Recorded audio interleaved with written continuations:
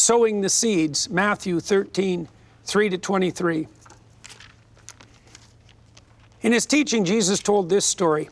Listen, a farmer went out to sow his seed, and as he sowed, some seeds fell by the wayside where they were trodden underfoot, and the birds of the air came and ate them up. Other seeds fell on stony ground where they had not much soil. These shot up at once because the soil was shallow, but when the sun rose, they were scorched, and because they had no root or moisture, they withered away. Still other seeds fell among thorns, and the thorns grew up with them and choked them, and they yielded no grain. But some seeds fell into good ground and brought forth grain, growing strongly and increasing and yielding 30 or 60 or 100 times more than was sown. And after Jesus finished saying this, he called out, "He who has ears to hear, let him hear." All right, so I'll make a couple of comments on that. I'll turn to Jonathan, I think, to begin with, to discuss the symbolic reference of this particular story. One of the things I found particularly mysterious about this, and this is echoed in many other parables. So there's the wheat and the weeds, for example, and the seed growing of itself, the mustard seed and the yeast. There's an insistence in Christ's parable accounts that the right metaphor for idea is seed. And I think that's brilliant, speaking psychobiologically, because it's a real mistake to think of an idea like a sentence in a book, or an idea like an element in an Excel spreadsheet. An idea is in truth something alive. And if you can plant an idea is alive in that a sophisticated idea contains far more than you could ever possibly imagine. This is one of the things that Solzhenitsyn revealed in his critique of communism. Up to Solzhenitsyn, this is roughly speaking, most critics of the communist empire criticized it on the basis of its implementation. And Solzhenitsyn was really the first credible intellectual to come out and say, no, from evil seeds, evil fruit grows. The reason that communism fails everywhere it's tried isn't because it's implemented improperly, which is what all the radical leftists still say. It's because there's no way of making something edible grow if you plant poisonous seeds. And what Christ is pointing out here is that ideas are like seeds and that you want to plant the proper ideas. And I would say the biblical corpus, one way of thinking about the biblical text is it's the seed from which Western culture itself grew. And if we lose that, we'll be in this situation where these other seeds fell on stony ground where they had not much soil. These shot up at once because the soil was shallow, but when the sun rose, they were scorched, and because they had no root or moisture, they withered away. That's the situation we're in now. So that's some of the explication around the idea of the seed. Yeah. Do you want to just read the parable, or do you want to read, because in this particular parable, Jesus then gives the explanation. And he not only does he give the explanation, but he also puts a little preamble where he basically says that these things are hidden to most people. That in fact, the mysteries that he's bringing about, most people cannot see them, cannot hear them, that the generation is blind, and that he's gathered these disciples around him in order to reveal these mysteries to them. And then he gives the explanation. But what's interesting is that even in the explanation, right, even as he explains it, the mystery still remains. It's not as if it's because he says, like, the kingdom of heaven is this, and he explains that he makes it about basically receiving the word, and then how the word grows in the world. And he talks about distraction, he talks about, the cares of the world that takes that away. And so it still also doesn't completely explain what it is that the parable is about. But that's also what the parable is so powerful. This parable, I think, is one of the most powerful parables to explain what it is that Jesus is. When we talked about at the beginning in John, when it says the light comes, the seed comes, all of these elements of heaven, right? Something that comes from above. And the seed it's like a pattern without body. That's the best way to understand it. It has little body. It's not completely invisible, but it can help you understand what a pattern without body is. And then it encounters potential, it encounters that which it can grow in, and then it grows. So what Jesus is describing is like, it's a description of reality. Christ is a master at using short, mysterious stories. They change the listener who takes them seriously. The person that you do not think could ever be virtuous, well, let me show you, this is the person who is fulfilling the law and the prophets. I don't believe in that promise. I'll just be honest on this point. Then it hit me. I saw it. This Jew is very frightened of a post-Christian society. The power of love. I don't want to be in a Hallmark card, I tell you. We've got our work cut out for us, gentlemen. I sure hope we're up to the task.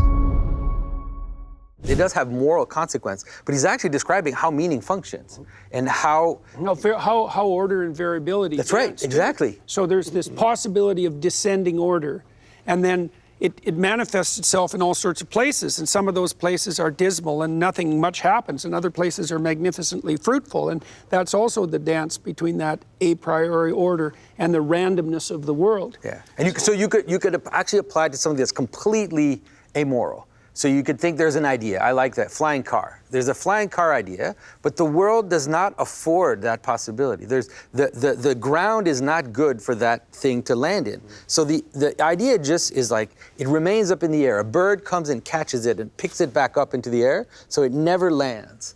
And so we have things like that where you need both the idea, the right idea, and you need the right potential for the world to exist. There's an interesting dance here. Darwinian models of creativity indicate that the way creativity works is that there's a hyperproduction of potential solutions to a problem. So that would be the abundance. You can imagine that happening in a Pareto distribution manner, right? But then there has to be a selection mechanism after that. So you want a plethora of possibility. That's even what happens on the evolutionary front. And then careful selection from that. And that's what's being referred to here, is that we want a plethora, we want an abundance, we want to set the pattern of heaven in a productive dance with the possibilities of the world.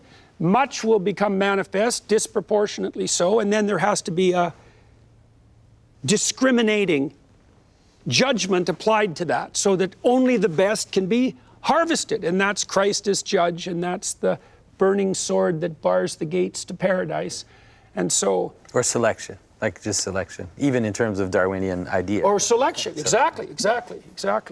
So that's another elaboration of it's the principle of grace, too, isn't it? I mean, John Paul II said, your being increases in the measure that you give it away.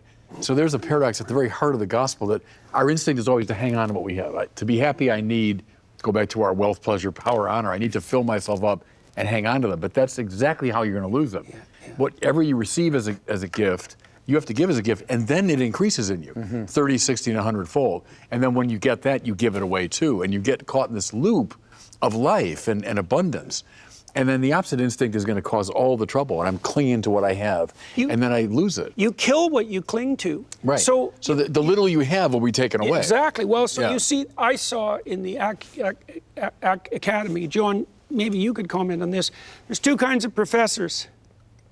There's professors who cling to their ideas and want credit for them.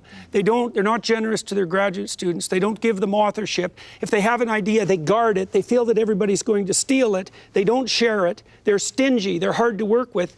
And the capability of those people to generate ideas plummets across time.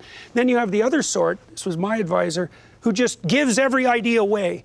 And the consequence of that is that he gets a tremendous amount of positive feedback and enthusiasm on the part of others. And neurophysiologically, that enthusiasm, that's incentive reward. It produces dopamine, and dopamine produces neural growth. And so if I share an idea with you, and you're enthusiastic about that, and I regard that as rewarding, my brain will increase the number of resources devoted to the system that generated that idea. And so if you give things away and you get a positive social consequence of that, the source of the ideas itself is going to make itself more manifest. And that's the well that never runs dry. The great modern pagan Goethe used to put it even more radically, but with an even more Christian inflection, where he said, "Sterbe und werde," die and become. And that's precisely this thought of the relinquishing of self that is in fact the key to the expansion of... Well, the self you're relinquishing, in principle, would be the limited and comparatively dead old self, which you relinquish every time you have a new idea. And it's also, you know, with great power comes great responsibility. Right. Is the flip side. It's the positive reinstatement of that in a way. Right. Right. You're all, you pay for your talent with your generosity. And that's how the cosmic scales stay balanced, right? It's also how you don't get stuck in a useless cycle of guilt around what you have in a way that becomes solipsistic and self-serving. Right. Or that opens you up to exploitation by people who claim false victimization. Right. So, John? I'm trying to not launch into an ongoing discussion about relevance realization. That's definitely what this is. This is what it's talking about. I believe it's it. a lot of my work, and maybe that'll come up. I'll try and weave. I want to add a dimension to this. I think this is all, sorry for the pun, very fruitful, but I want to stop a little bit, and because I'm interested in the cog sci of parables, and the issue. There's a problem that's also implicit in why he's doing it this way. And my lesson here is largely drawn from Kierkegaard. With like, why parables? One may be, well, they're simple people and stuff, but that's not what's going on. And you know that's not what's going on because Jesus keeps saying, if you have ears, hear. There's an issue about a resistance to understanding that the parable addresses. Now that means that there's a truth in there that is in some way threatening to how people normally, naturally, natively see the world and assume an identity in the world. There's a threat in the parable, right? And so I like to try it.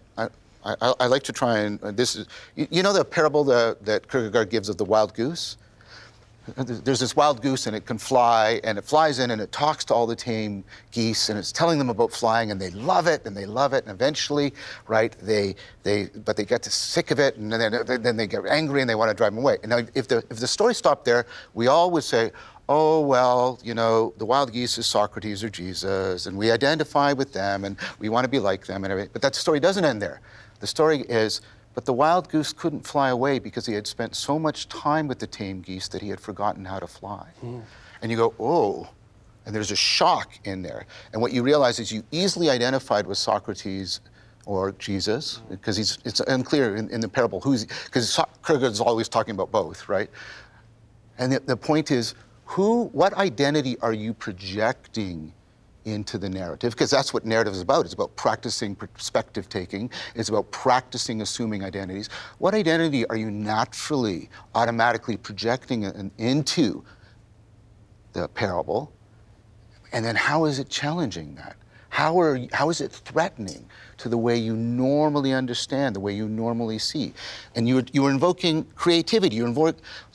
Right, an insight, but an insight isn't just that, right? An insight, and this goes back to the frame breaking, and I just want to make one very brief thing here. Yesterday, I misstated something, and I want to apologize for it. I misstated that you and I published a paper together on breaking frame. That's not right. What was right is that you and I shared Colin DeYoung, who was a TA, and Joe Flanders, who was an undergrad. And we were sharing ideas through them, and you wrote an acknowledgement on that I inspired the experiment, especially around like breaking frame. I just wanted to give them due credit. I realized, oh, I made a mistake, and I just wanted to. So there's a parable I'm going to interject another parable here that's relevant to what you said, because it has this, it speaks of the complexity of breaking frame. Because one of the things you might ask is, well, if there's a pathway to enlightenment, why don't people just follow it? Because that sounds like a good deal. And it's because there's a sacrificial loss that's involved. But that's what I was trying to get at. Yes. I was trying to get at that. Exactly. That's exactly it. This isn't the creativity. I'm trying to elaborate. I'm not trying to challenge right. It's not just the creative an idea. This is to be born again. This is the creation of a new way of seeing and being in the world. And it requires the death of the old. Exactly. Right? And there's a challenge to the identity. Right. And so you see that reflected in the idea of the post-tyranny desert sojourn of the Egyptians. They get out of the tyranny, but then they're in the desert. There's a cost to a creative transformation, and the cost of the creative transformation is the death of the old. And that's part of the crucifixion and resurrection idea. This is portrayed in this parable, I believe, if I've got this right.